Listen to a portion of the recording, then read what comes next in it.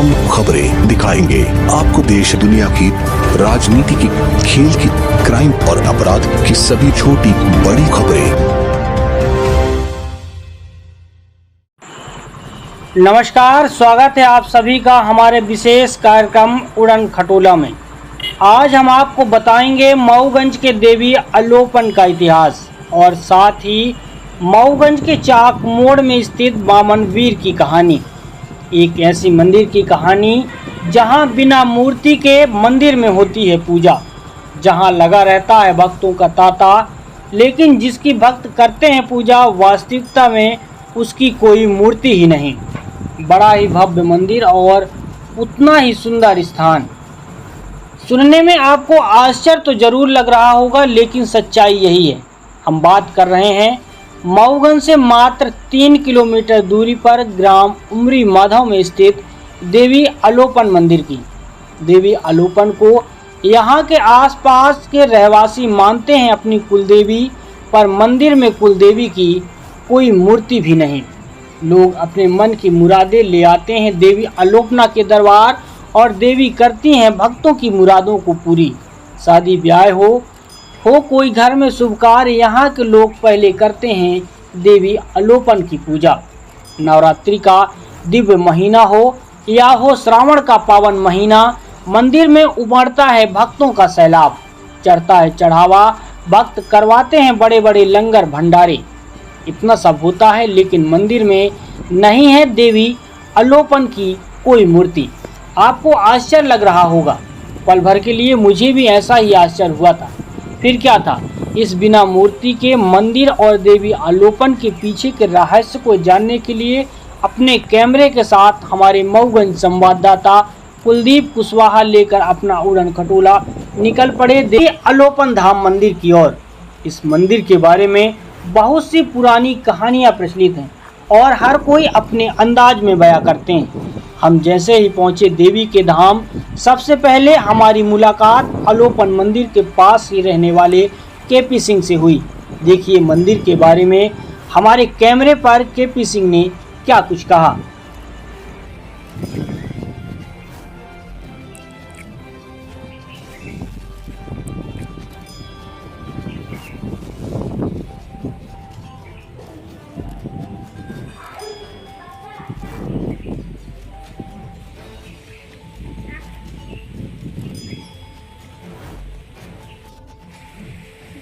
अच्छा, इस मंदिर की निर्माण की कहानियाँ तो बहुत हैं। जितने लोगों से पूछा है वो कई तरह से बताया जाते हैं। जैसे आप यहाँ की स्थानीय हैं, आपका निवास भी यहीं है, तो आपके पूर्वजों द्वारा इस मंदिर की स्थापना के बारे में क्या जानकारी मिलती है? अब हमको यही मिलती है, हमारे जो पूर्वज हैं ये बताते थे ये यहाँ पे जंगल था, पूरा जंगल एरिया थी और रात में यहाँ पे बहुत प्रकाश हुआ करता था। अचानक इतनी ज़्यादा प्रकाश होती थी कि लोग देख करके चकाचौंध हो जाते थे। तो वहाँ के वो जो राजा हैं, यहाँ के राजा, पुरानी मऊ के राजा जो थे, वो उनको भी ये दिखाई दिया, तो वो एक छोटा सा यहाँ पे ये वो निर्माण करवा दिए थे। तो मतलब थोड़ा सा वो निशान बनवा दिए थे कि यहाँ पे ये कुछ न कुछ है। फिर मऊगंज के सेठ लोग आज से 10 पुश्त पहले छोटा सा मंदिर का छोटा सा निर्माण किया। ये मंदिर का ये निर्माण किए करवाए थे ये छोटा सा, और मऊगंज में तालाब वही बनवाए थे, तो कालू तालाब के नाम से जाना जाता है। फिर अब धीरे धीरे जैसे परिवर्तन होता गया समय का, तो उन्हीं के वंशज। अभी हम पहुँचे हैं देवी अलोपन मंदिर और आप जैसा कि मैंने आपको दिखाया है कि मंदिर के बारे में कुछ, चलिए हम आपको दिखाएंगे। ये मंदिर मऊगंज से मात्र 3 किलोमीटर की दूरी पर स्थित है। काफ़ी मान्यताएं इस मंदिर के बारे में, काफ़ी चर्चाएं, तरह तरह की कहानियां प्रचलित हैं। वास्तविकता में मंदिर की हकीकत की कहानी यहाँ के लोगों की जुबानी सुनते हैं, क्या कहना है उनका। तब तक आइए हम आपको दिखाते हैं मंदिर परिसर का संपूर्ण दृश्य और एवं इसके साथ ही इस मंदिर से जुड़ी मुख्य कहानी क्या है। तो आइए सुनते हैं पहले कहानी, इस मंदिर के पीछे की कहानी क्या है। तो ले चलते हैं आपको सीधे अलोपन मंदिर, मऊगंज से मात्र 3 किलोमीटर की दूरी पर, और आपको दिखाते हैं वहाँ की पुरानी कहानी। और आप ये अपना विशेष कार्यक्रम उड़न खटोला के माध्यम से ये कार्यक्रम देख रहे हैं। तो आइए चलते हैं एक नज़र डाल करके इसकी पिछली कहानी की ओर। अब आपको बताते हैं इस मंदिर के पीछे एक चर्चित इतिहास। बात कुछ समय पहले की है। मऊगंज में एक सेंगर राजा दुर्गाशाह हुआ करते थे, जिनका मऊगंज में वर्तमान चाक रोड वेटनरी अस्पताल के पास छोटी सी गढ़ी थी। राजा दुर्गाशाह का विवाह गुजरात में हुआ था। राजा के टर्रा टोला नाम के 2 मंत्री थे, जो मऊगंज के वर्तमान टर्रा टोला में रहते थे। इसी कारण इस जगह का नाम भी शायद टर्रा टोला पड़ गया। ये मंत्री कुछ दुराचारी प्रवृत्ति के थे। मऊगंज के चाक रोड में पहले से भी रास्ता हुआ करता था। उस समय जब कोई विदा होकर बारात उस सड़क से निकलती तो साथ में आने वाली नई नवेली दुल्हन की डोली को रोक लेते थे और उसे मुंह दिखाई के लिए उसी हवेली में लेके जाते थे। वहाँ मुंह दिखाई के बाद मंत्री कुछ इनाम भी दिया करते थे। इसके बाद ही वहाँ से डोली आगे जाती थी। यह धीरे धीरे उनकी एक प्रथा जैसी बन गई। एक दिन उसी गली से एक ब्राह्मण परिवार की बारात निकली। आगे आगे दूल्हा घोड़े पर सवार होकर चल रहा था, पीछे दुल्हन डोली में सवार थी। पूरी बारात आगे पीछे चल रही थी।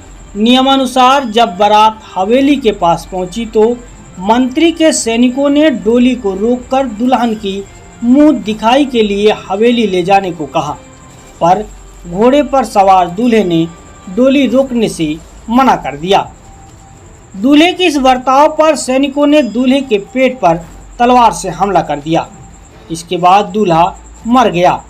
दुल्हन को मुंह दिखाई के लिए हवेली ले जाया गया और इधर दूल्हे की हमले को देख कुछ बाराती भागते हुए उत्तर दिशा में एक नदी के किनारे महुए के पेड़ के नीचे बैठकर दूल्हे व अन्य बारातियों का इंतजार करने लगे। बारात को सीधी जिले के कमरजी के पास के गांव में जाना था। इधर सैनिक ने दूल्हे को कमर में रस्सी लगाकर उसी घोड़े में बांध दिया और घोड़े का लगाम कस दिया और चाबुक चला दिया। घोड़ा धीरे धीरे उसी रास्ते पर चलने लगा। इधर दुल्हन की मुंह दिखाई हुई। इसके बाद डोली का हार लेकर चल पड़े। आगे दूल्हे की लाश घोड़े पर लादी जा रही थी और पीछे कुछ दूरी पर दुल्हन की डोली चल रही थी। जाते जाते घोड़ा उसी नदी के पास पहुंचा जहां कुछ लोग इंतजार कर रहे थे।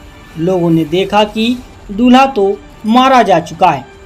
थोड़ी देर बाद दुल्हन की डोली भी वहीं पहुंची। जब दुल्हन को पता चला कि मेरा दूल्हा तो मर चुका है, सोचने लगी कि जब दूल्हा ही नहीं तो मेरा जीने का क्या फ़ायदा।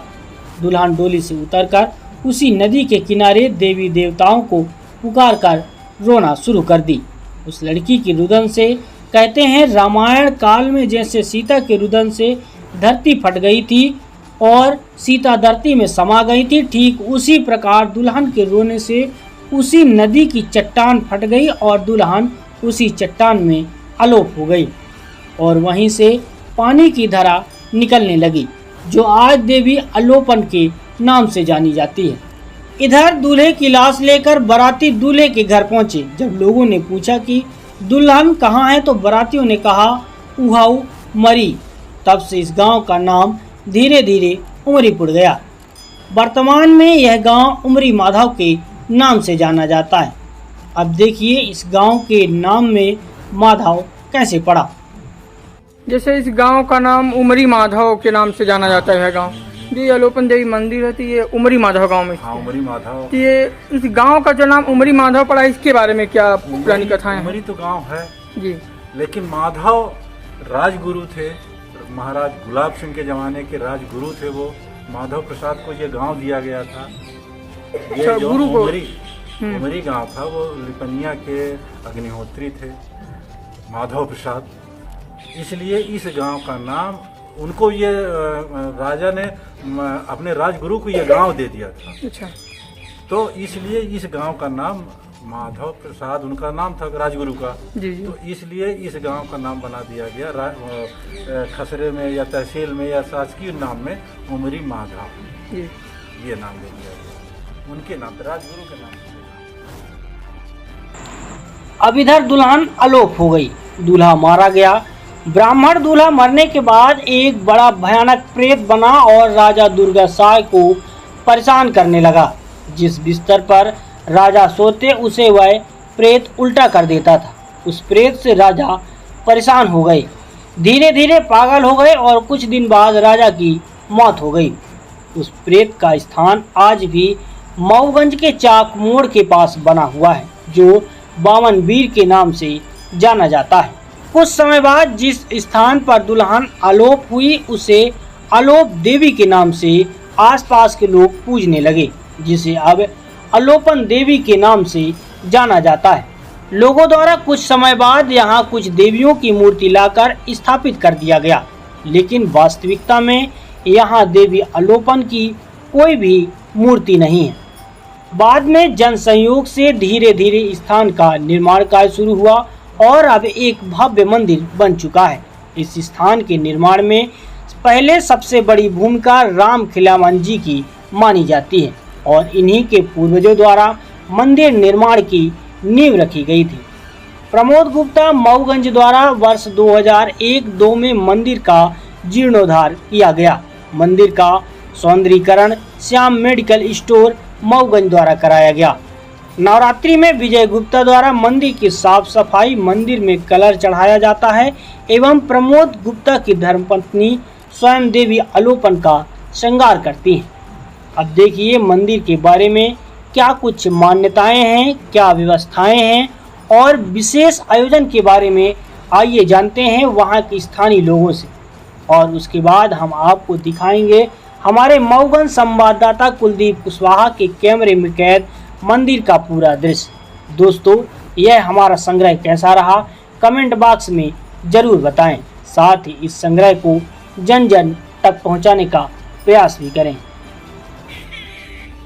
चलिए अब हम बात करते हैं यहाँ के कुछ स्थानीय लोगों से कि मंदिर में वर्तमान में क्या कैसे चल रहा है।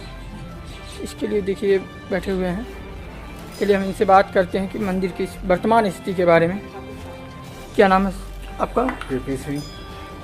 तो जैसे हम देख रहे हैं अभी ये आलोपन देवी माता मंदिर के नाम से जाना जाता है, जो मऊगंज से लगभग 3 किलोमीटर दूरी पर है। 2 किलोमीटर की दूरी पर है।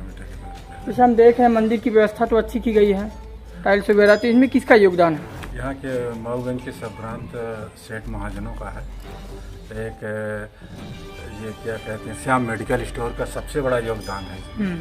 Shyam medical store, Shyam medical store का ये जो आप देख रहे हैं ये पूरा जी जी हाँ। श्याम मेडिकल स्टोर का सब ये कराया हुआ है। वही सब ये टाइल्स लगवाए हैं, ये सब बनवाए हैं। अभी 6 महीने पहले की बात है। अच्छा, ये सब किया।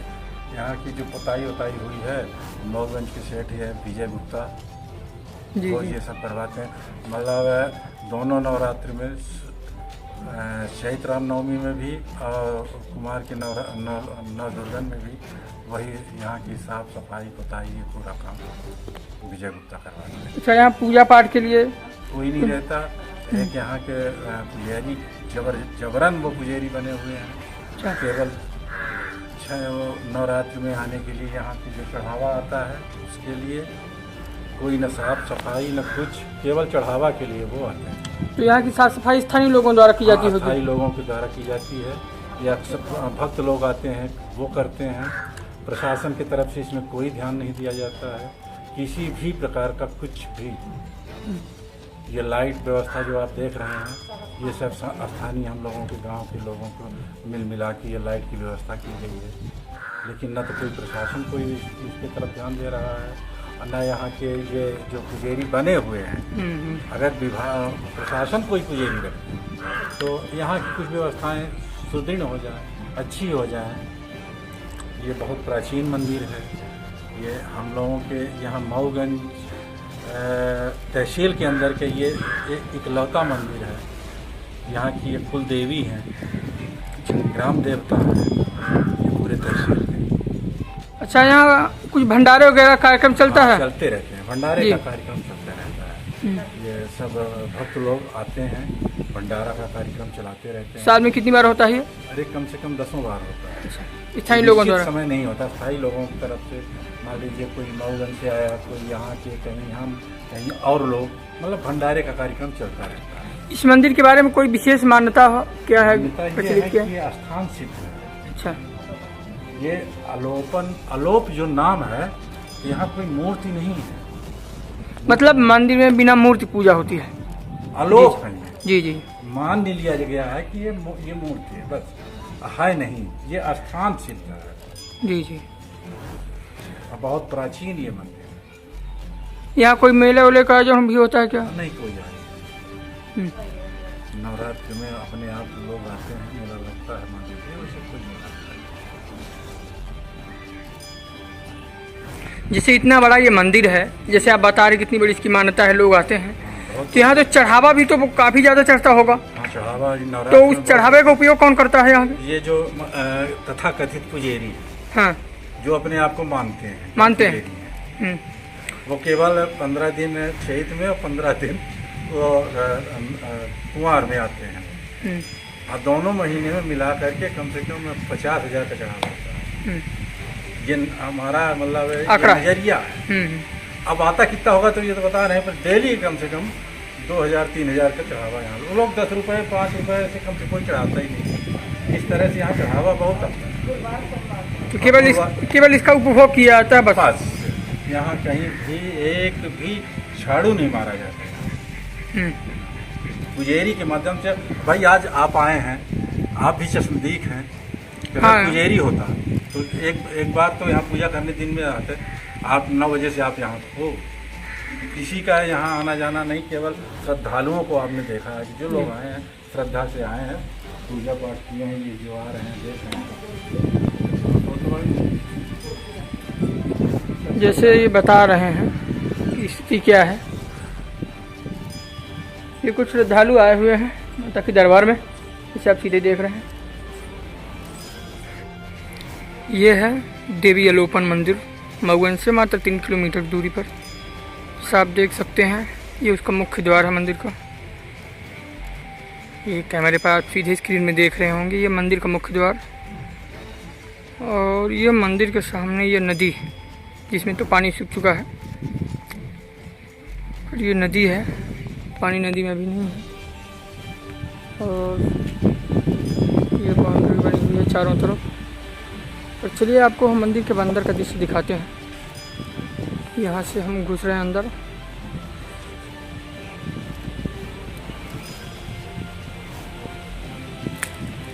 ये सामने मुख्य मंदिर है देवी अलोपन का।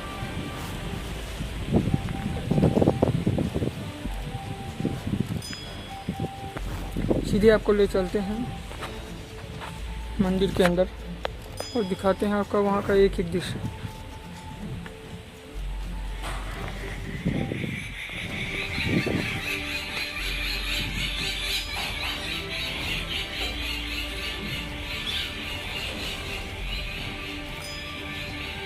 ये हम मंदिर के अंदर आ चुके हैं।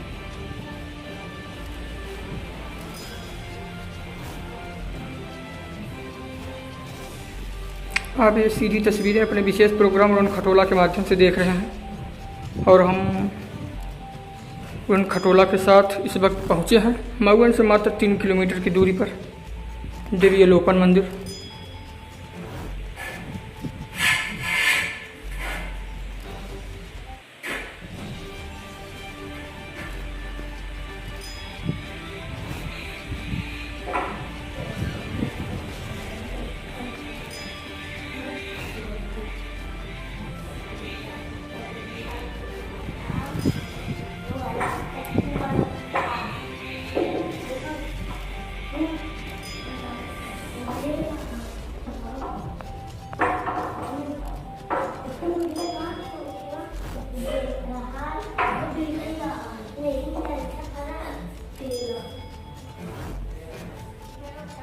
कुछ प्रतिमाएं स्थापित हैं यहाँ।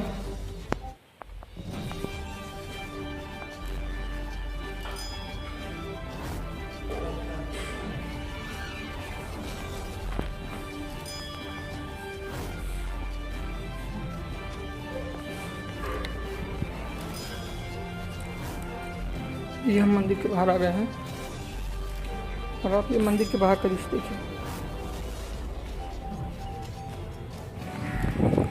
और ये नीम का पेड़ और उसके नीचे ये स्थापित है।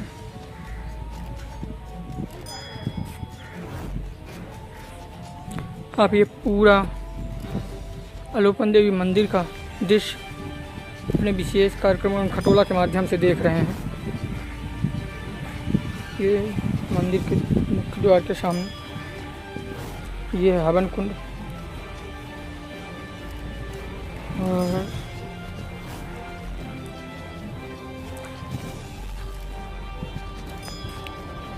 ये काफ़ी पुराना पेड़ है, इसके नीचे भी आई चीज़ है।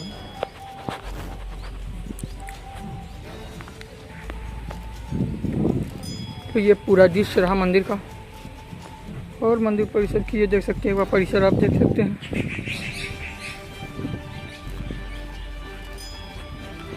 इधर से है ये मंदिर।